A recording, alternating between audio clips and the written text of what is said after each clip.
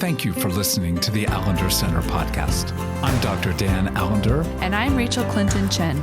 We're fiercely committed to providing hope and healing to a fragmented world. And restoration for the heart. Thank you for joining us. Let's get this conversation started.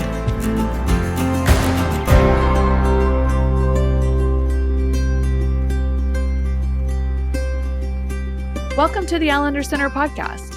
Today, we're excited to share a special episode that Dan Allender recorded alongside Adam Young and Cathy Loerzel for the Place We Find Ourselves podcast. In this episode, they're diving into the heart of StoryWork, what it means to truly engage your story, and why it's so important. Whether you're just beginning to explore your story or you've been doing this work for a while, we think you'll find this conversation insightful. If you want to hear more from Dan, Cathy, and Adam, we invite you to join them in Atlanta, Georgia on Saturday, February 22nd, 2025 for the StoryWork Conference. The conference will also be live streamed if you can't make it to Atlanta. You can register by going to adamyoungcounseling.com or visit the link in today's show notes. Now, let's get into this special episode, StoryWork, what it is and why it matters. Welcome to the Place We Find Ourselves podcast. I'm Adam Young, and it is truly a joy to be with not one, but two guests today, Dan Allender and Cathy Loerzel. Dan, welcome. Thank you, Adam and Cathy. What a delight. Cathy, good to see you. It's good to see you too. Good to be back. So I've invited you both to talk about something very specific, which is story work.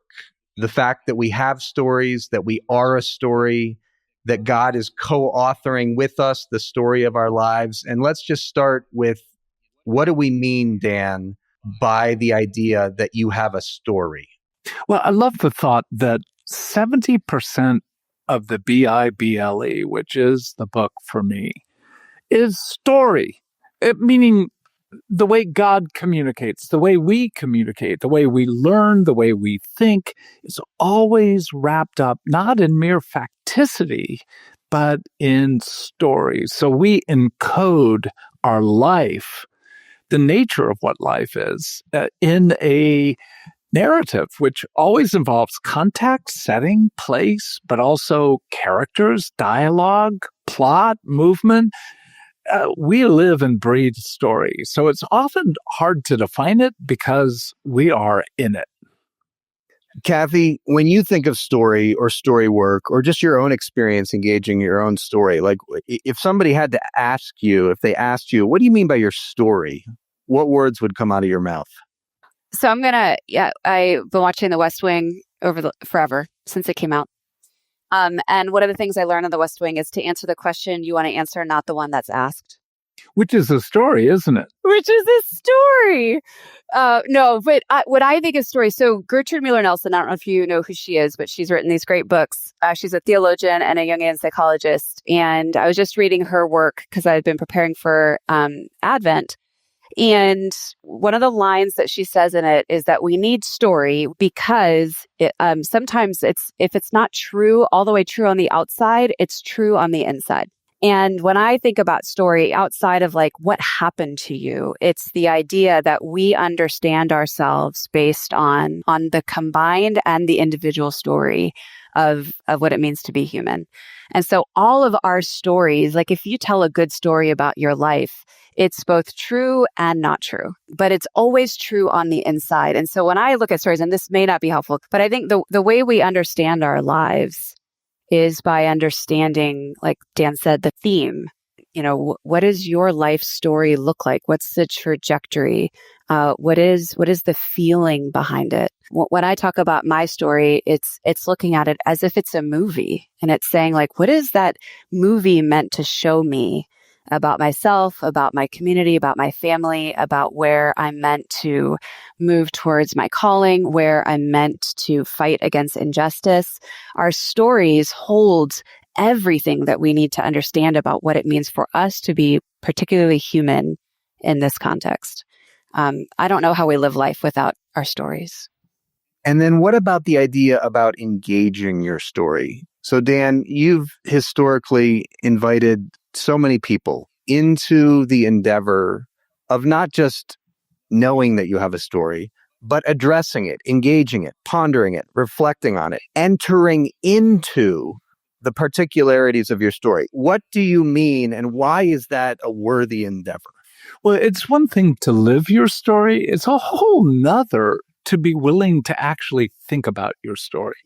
And I think we're so often caught up in the particularity, the mundanity of normal day-to-day life that we don't do what Cathy so brilliantly put words to, and that is, what theme am I living out? How is the past shaping how I'm reacting in the moment? And it's so important to know that when something happens, we respond in 0.005 seconds. You can't even blink an eye that fast. So we're responding out of our story, meaning out of what has shaped us to be who we are from the multitude of past stories. So what we don't know shapes us in ways in which we're being, in one sense, lived by the past. I don't want to be lived by anyone, including myself. I want to be able to live with deep awareness and intentionality, but that requires an openness to open my eyes to the past. Not only that, but to submit my story to someone else.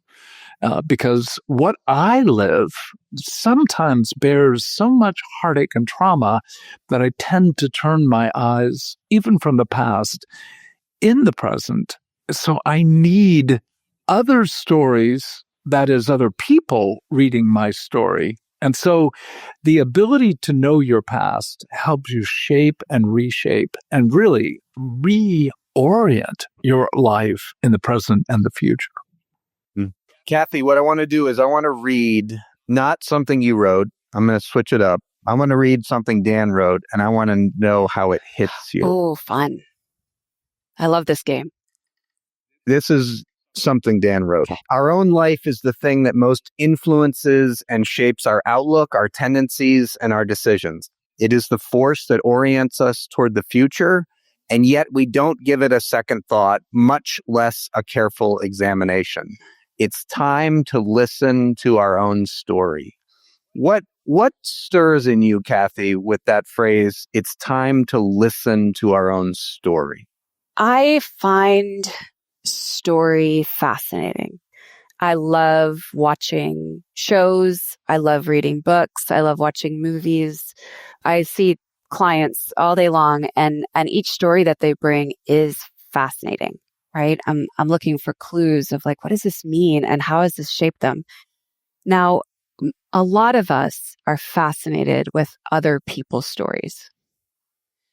We consume them. We watch them on Facebook, on social media. We eat it up in terms of the latest scandal. We consume hours and hours and hours of Netflix and, all of the things. Why aren't we that fascinated with our own? I think the world would change if each of us looked at our own story with as much fervor and intrigue as we let ourselves consume the stories of other people. And I think the reason we don't do that is because it brings up pain and grief and trauma that we don't want to engage with. And so to the degree that we can bear both the beauty and the revelation that our own story would bring, we're also then going to be invited to grieve the suffering, the loss, the heartache.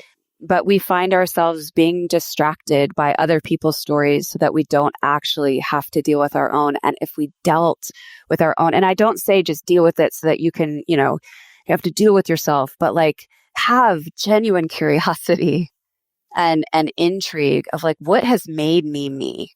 Why do I react the way that I react? And if we can do that with kindness and generosity, we'll be able to overcome the grief and the heartache that will never become. And in fact, we'll actually find that the heartache and the grief that will come through engaging our own story actually brings us to more joy and more connection with the world around us versus what we're doing now, which is just placating this need that we have to engage our stories by consuming other people's.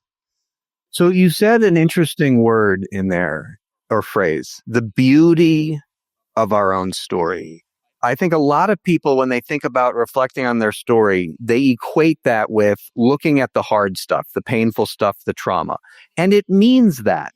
But it also means, and Dan, here's a question for you. It also means looking at the glory of the image of God that you uniquely bear as a 7-year-old, a 13-year-old, a 38-year-old. Pondering your story, engaging your story means getting to know the glory that is you. And I don't mean intellectually, but with a sense of awe. This is one of the fundamental things that you've invited me to, Dan. What's it like for you to ponder, to address, to engage, to reflect on not just the trauma, but the glory that is part of your story? Well, I was watching my grandson, Gus, play soccer a few weeks ago, and the ball was kicked and it hit him square in the face, and he went down. And it's a horrible experience of watching somebody you love just crumple. And, coach ran out, helped him back up. And I saw him, not angrily, but push the coach away. I'm up. And I could see him looking at the coach in the eye. Couldn't hear him, but I could hear something like, I want to stay. And he stayed and he played. And afterwards, walking with him to the car, I said to him, that was really brave. And he goes, don't talk to me about it. And I'm like, what? This is not how the story's supposed to go. And I said, okay. A day later, I said to him, can I talk to you now about what happened? He goes, not yet. And it took several days for him to metabolize the kind of courage it took. He felt more humiliated, more in one sense weak. And yet, when he was finally able to talk about it, he finally was able to say, yeah, I think I did good. I did good to stand up and stay in the game. And so much of our beauty truly comes in the context of not mere survival, but let's not undermine that survival is beautiful. It's a glorious thing that you made it through a time where all you could do was read books to somehow escape your alcoholic father. Brilliant, beautiful. Can we acknowledge that our efforts when we were young to make it through what we were going through shows something of our ingenuity. Frankly, I love the word brilliance. He was brilliant, and it took him a while to metabolize the intersection between the physical pain, the humiliation, but also the incredible courage. So when we begin to name that we're gifted, we've got talents, we've got intelligence, etc., and those are beautiful things. But I think our deepest beauty shows itself in that deep willingness to survive. And then something of thriving, something of making goodness, even in the midst of great heartache. It's a beauty about the human condition and about the nature of story that I don't think most people have access to, because most people, as Cathy put it so well, have not engaged their story well enough to see the heartache, let alone now the category of just brilliance and beauty. So the implication of listening to your story, if Dan's right, and it's time for all of us to listen to our own story, the implication is that your story, your past experiences are somehow speaking to you. So Cathy, as you ponder the idea that our past is speaking to us, if that's true, what's it trying to say? I think our stories, if we listen to them, are going to point us in the trajectory of redemption. But I don't mean like a happy ending. I mean the sense of how how your past influences your capacity to trust, to offer what you have been uniquely born to do in this world. Your past is the thing that offers you clues as to what maybe you were created for. I believe deeply that each of us were created by a God that needed us to contribute in some way to this world. I really think that we were each born to contribute. And that means that we all have something uniquely beautiful, uniquely gifted about us, and uniquely designed to be able to create beauty and goodness on this world in a way that no other person can. But you're never going to understand what that is if you don't understand what's already come to pass, both what has harmed you and then pushed you away from maybe what is beautiful about you. I had a chance this summer to go to the Faroe Islands, which is in the middle of the Atlantic, in the middle of nowhere. No one even knows what most people have never heard of these islands. I was there for 5 days, but I'm not even sure I'm saying them correctly. They're cold and they're rainy and it feels like the end of the earth. And what happened was this a year ago, I saw a picture of a statue from this myth called the sealskin woman. And it was this incredible statue. And I saw it on Facebook because I was scrolling, avoiding my own life. And I found this picture and I looked at it and I was like, I have to go there. Wherever this is, I have to go. And I went to my husband, I showed it to him and I was like, hey, I love you. I have to go here. And I just researched it and it's the middle of the Atlantic and it's like really far away and crazy. But I just should let you know that like there's a spiritual pilgrimage here for me that I'm going to need to just deal with and get on a plane. And he was like, oh, okay, are you going to go by yourself? I'm like, maybe, but I don't really care at this point. All I know is I want to go. And so then I started to recruit. And I called my friends and showed them the picture and said, hey, who wants to go? Apparently, these are the Faroe Islands. This is where they are. They're south of Iceland, west of Denmark, north of Scotland. I'm going to go. Who's with me? And slowly but surely, no one except for 2 friends said yes, which is remarkable that 2 friends are going to go. And so I then plan a whole trip for my family because I felt bad about it. So I plan a family trip to Iceland and then I left my family to go home. And then I went on to the Faroe Islands with my two friends. And as I'm on this ferry, so the Faroe Islands are a 19 island archipelago, and you have to do a bit of a thing to get to this particular statue. So I'm on this tiny little ferry with 5 cars in the middle of nowhere, crossing, this fjord to get to the other side to go see this statue. I've just dragged 2 friends across the world to go do this with me. And I'm sitting there on this ferry and I just hear God be like, this is who you are.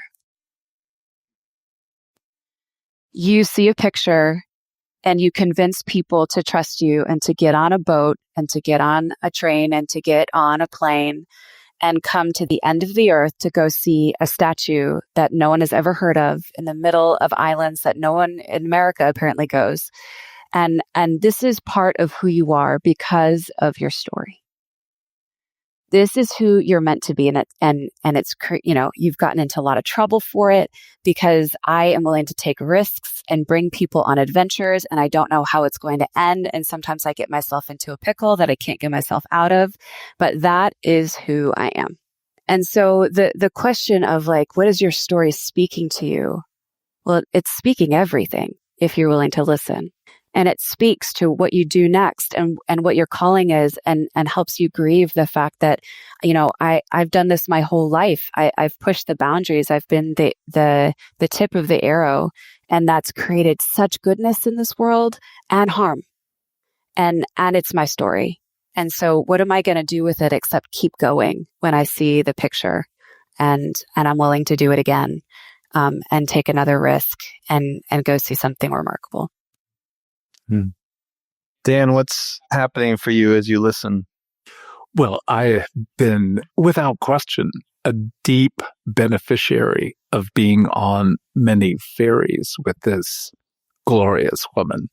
And the waves at times have seem like they are going to drown us.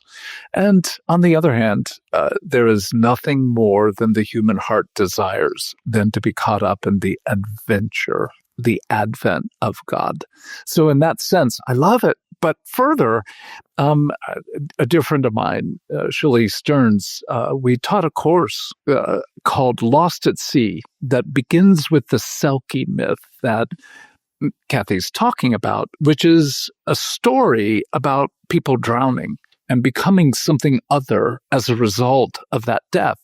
And the reality is, ambiguous loss is really what that particular statue is about.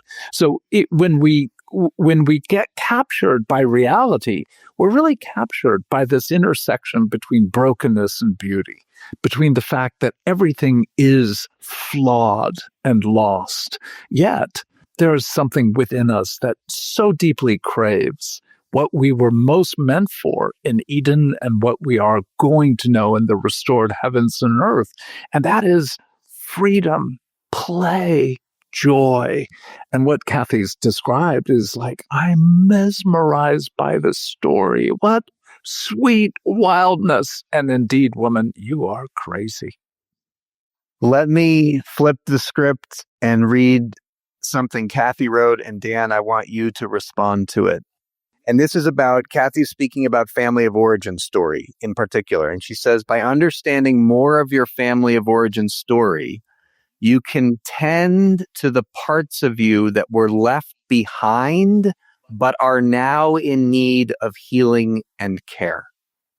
When you think about parts of us that were left behind, but are now in need of healing and care, what comes up for you, Dan? Well, the first thought is, again, Psalm 42 and Psalm 43. Oh, my soul, why are you downcast within me? Here the psalmist is talking to what? To a part of who he is. That is his soul. Is he the same as his soul? A wonderful, yeah. Yet on the other hand, we have to have a capacity not only to listen, but to speak. And we've been talking about hearing, listening to our own story, but we're more than passive watchers. We're active engagers with our story. And that beautiful statement is our family of origins, where we have known our deepest learning, both beautiful and broken. So often we leave behind parts of ourselves that indeed feel like they would encumber us if we were to actually step into them. So what was it like for you when you were an 8-year-old boy, humiliated by neighborhood boys and clothes taken off and mocked? What was it like for you as a 12-year-old girl as you wanted engagement with somebody of the opposite sex and you felt the reality of your own facial blemishes keeping you from being able to be sweet, kind, and wise? All that to say, we have parts of us that we need to talk to and to ask questions of, and let those parts come back, actually be felt, be re-entered, because now we're in a conversation of redemption. It's not going to happen quickly and easily, but it opens up the possibility that we can begin to unearth some of the grief, some of the loss, some of the shame that continues to play out today. We're not just dealing with the past to do some kind of navel gazing.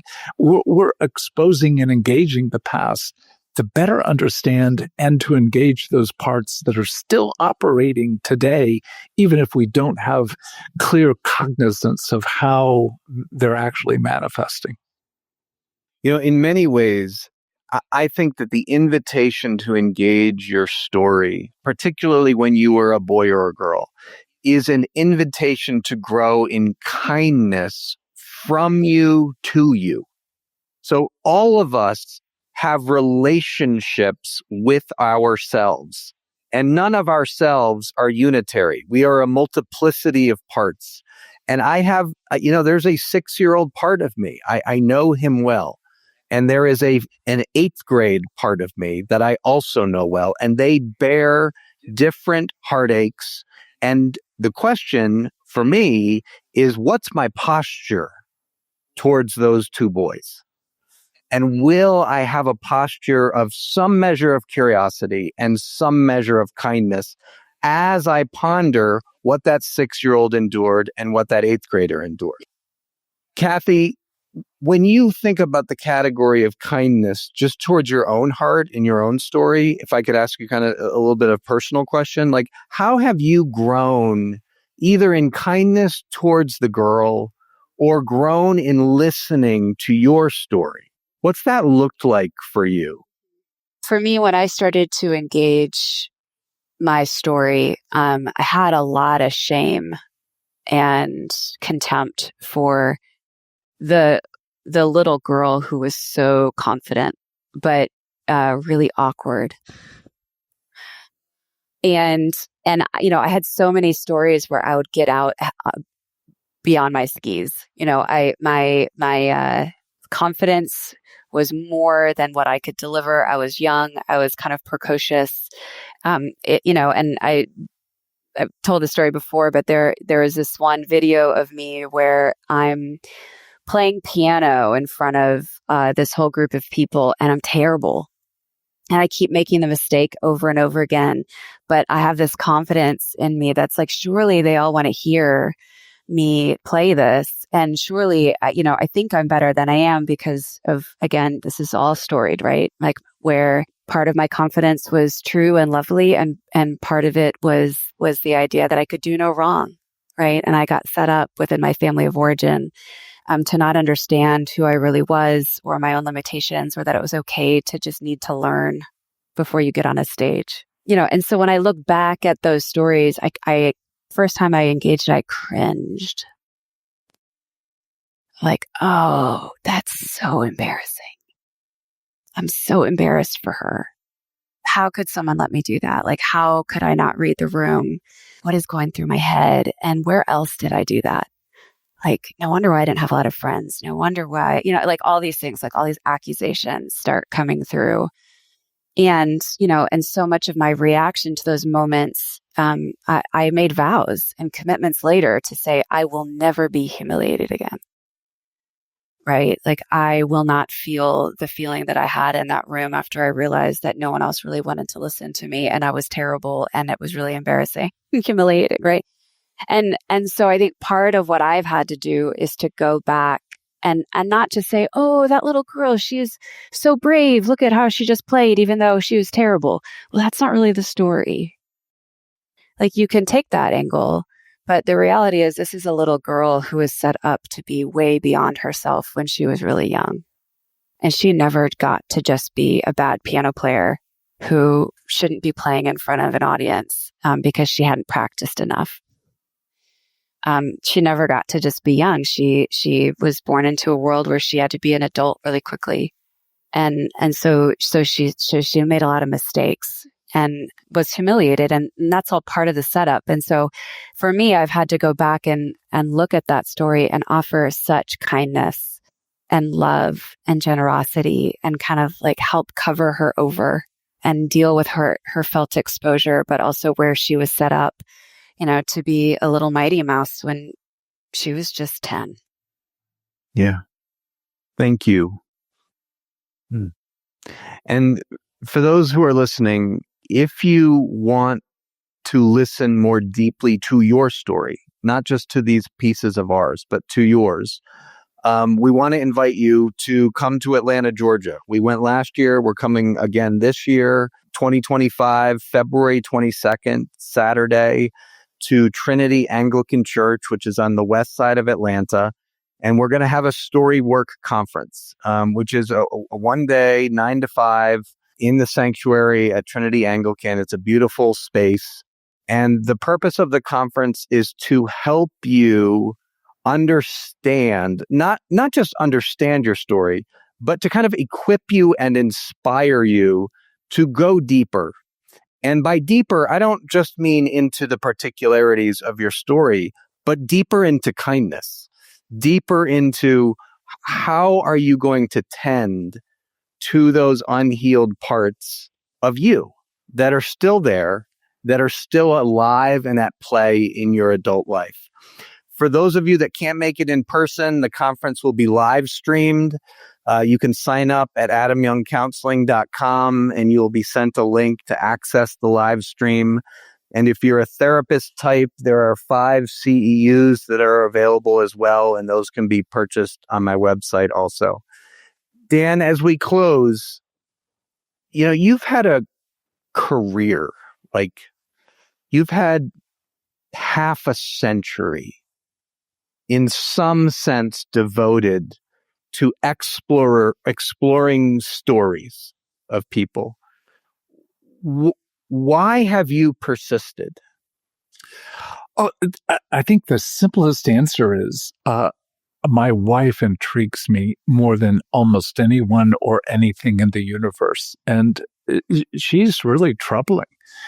She is stunning, beautiful, but I know her. And yet the more you know someone, the more there is this vast unknown to explore. So I feel like I am so privileged to be in relationship with people who continue to want to grow ultimately in the great story. And what's the great story? The great story, I am so grateful for my wife, but she is a revelation of God. I want to know your story, but your story also opens up what my heart most deeply desires, and that is to know, is all this true? Is Jesus really true? Is this really worth a life? In that sense, I am so hungry for redemption, and that's why I stay in it. Well, Dan, thank you for your perseverance, your commitment, your persistence, your tenacity. Cathy and I know Cathy well enough to say that she and I have both deeply benefited from your engagement in our stories. Cathy, thank you for being here. Dan, thank you for being here.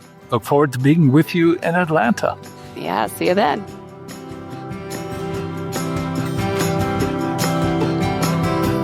The Allender Center podcast is produced by the Seattle School of Theology and Psychology. If you'd like more information about the Allender Center, you can look at theallendercenter.org.